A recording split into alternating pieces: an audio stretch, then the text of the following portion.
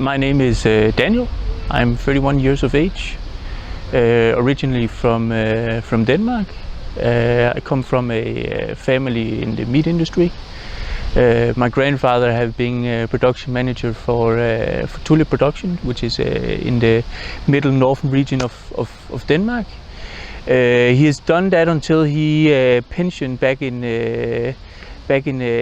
2000, but still runs his own small company at the moment, where he would take in animals from hunters and do the old way of processing meat and fermenting and cutting out meat for the local hunters around mostly the northern region of Denmark. My father is also a part of the meat industry, being the director of Boa Scandinavia. It's a big casing company, globally big casing company with multiple factories around Europe, Asia, and as far as I'm of knowledge of, just opened a new factory in the US as well. Me myself have always been raised with the knowledge of meat, of meat processing and meat technology from a very young age. Meat was always a part of our culture, of our family. So it has almost been encoded into to our family DNA. My connection with Portugal is in many cases very broad. I have been here recently 5 years ago, where I studied food technology at IBB in north of Portugal, Bragança. I went abroad to kind of expand my knowledge on the European meat market, to get the knowledge of how it's done differently in Europe, and try to incorporate that knowledge into the Danish market. So I have a very well connection with Portuguese, even though I don't speak it fluently yet. I'm sure I will eventually get there in the end. You know, it takes a bit of practice, but I have a deep connection with it. It's a lovely country. I like the atmosphere, the mentality. And you can't deny the wonderful weather, where, you know, lovely 30 degrees on a day like this. You know, back home in Denmark it would be plus 15 with full of rains and clouds. So, you know, the temperature, the environment, the people, it just brings out, you know, a good mentality in me, and something I can work with. Well, already starting very young, at a young age of 15, was my first, how can you say this, professional work within the meat industry. I started in a very, very small factory, approximately 10 employees. We would do everything ourselves. You know, every Monday we would get in approximately 20 cows, 30 pigs, 50 chickens. And we would do it the old manual way. You know, that was pretty much the DNA of that company that I work, or this small factory that I work with, was, you know, do it the old traditional way, and do the processing and smoking methods the traditional way, that, you know, is the kind of DNA of the newer meat industry as we have it today.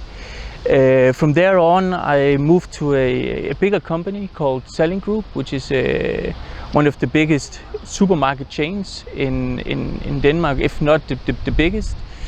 I did my theoretical and practical exam there. It takes 3.5 years to be a fully educated butcher in Denmark, where you have 2.5 years of practical work. And additionally to that, 1 year of theoretical work, where you would go to different schools around Denmark, but as well go to different factories to learn the new technologies, the new ways of deboning, new market developments, and processing. So I worked within that company for approximately 5 years, until I figured out it was time to expand my horizon and expand my knowledge within the industry. So I started studying as a food technician, where I would spend 1 year in Denmark learning all the theoretical and practical stuff that comes within food technology, hazard analysis, the biological aspects, the safety and processing methods within the meat industry. Spent 1 year there, would later move on to Bragança in Portugal, where I would do my remaining 1 year of my education. I went there again, like I mentioned earlier, to expand my horizon within the industry, but on a different European spectrum, where I would learn more about how processing and deboning within the meat industry are done in Portugal. I would later, after 1 year, come back home to Denmark, where I was called in by the European Bank of Reconstruction and Development, where they hired me to go to Mongolia, to basically all from buying the machinery within the factory to deboning on a European way, to prevent waste, to prevent critical points within the specific processes that would occur in the meat industry, and basically build up the company from scratch to bottom, and how they can do it in a European way in order to develop enough to enter the European market furthermore in the future. When I came from back home from Mongolia, I was invited to participate in a big mess in Denmark, where I met this company called ProX, which I worked for approximately 2 years, focusing more on new renewable sources of smoking methods, natural fermentation of additives, without having to put E-numbers into your meat products. And I would basically help around Danish specific companies within the fish industry, Skagerrak Salmon is a good example, and as well as Danbo, which is the biggest chicken factory in Denmark, where I would spend most of my time basically adjusting the processes in order to get a better quality of product in the long term, and to basically prevent, you know, further problematics that would occur for them basically. I spent approximately 2 years doing this, where I was later on headhunted to a big factory in Denmark called Holmegaards Deli, which is an all natural, all organical meat production. I think some of the differences that we have compared to others is the specific temperatures that we smoke the meat.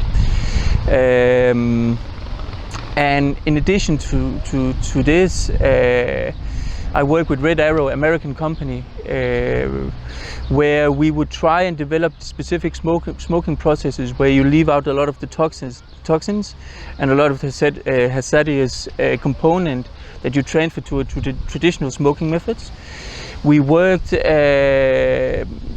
with Red Arrow to develop, like I said, smoking methods where you basically gather the smoke within specific water types, and then through a very high pressurized nozzle, you reuse the smoke, and then you can actually, within the smoking house, you can actually bring back the smoke, and it's reusable.